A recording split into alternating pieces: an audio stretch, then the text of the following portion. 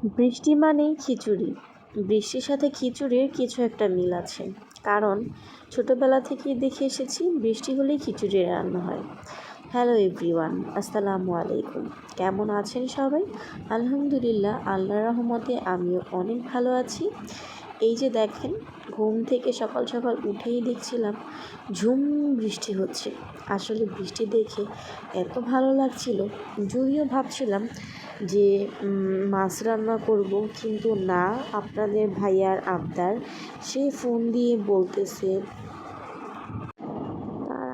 সে phone দিয়েই বলতেছে যে কী করতেছো, দেখছো বাইরে বৃষ্টি হচ্ছে, খিচুড়ি রান্না করো।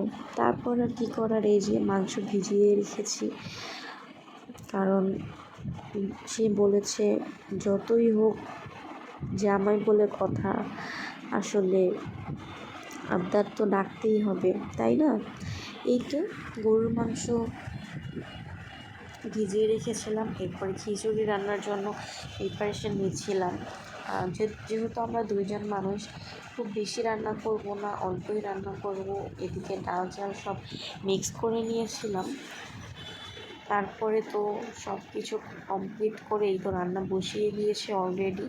প্রথমে আমি খিচুড়িটা রান্না করে নিচ্ছিলাম, কারণ মাংসটা যেহেতু একটু ফ্রিজে ছিল, ছাড়তে একটু সময় লাগবে, এর জন্য। তারপরে আর কি খিচুড়িটা বসিয়ে দিয়েছিলাম। আসলে বৃষ্টি হলে কার কার বাসায় এরকম খিচুড়ি রান্না হয় সেটা কিন্তু অবশ্যই কমেন্ট করে জানাবেন। কার কার বাসায় বৃষ্টিতে খিচুড়ি আর গরুর মাংস হয়।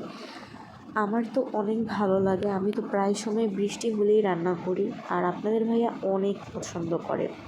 আর আমার হাতের খিচুড়ি গরুর মাংস তার অনেক অনেক ফেভারিট।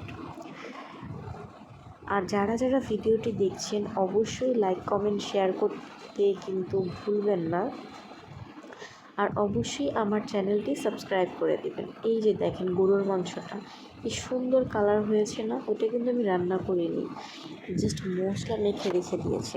আমি তো আবার গরুর মাংসটা একসাথে সব মশলা মেখে তারপরে বসিয়ে দিই। এদিকে খিচুড়ি কমপ্লিট, এই তো মাংসটা আমি অলরেডি বসিয়ে দিয়েছি। মাংসটাও অনেক অনেক মজা হয়েছিল, কি বলবো। আর হ্যাঁ, রেগুলার ভিডিও দিতে পারি না, একটু সময়ের অভাবে। ইনশাল্লাহ খুব ভালো ভালো ভিডিও আপনাদেরকে দিব। এই যে দেখেন আমার মাংস রান্না কিন্তু একদমই কমপ্লিট, আলহামদুলিল্লাহ। সে কিন্তু খেতে বসে গিয়েছে। আপনাদের ভাইয়া তো অনেক খুশি হয়েছে যে তার আবদারটা আমি রেখেছি। আর সাথে ছিল একটু আচার, আমের আচার, মানে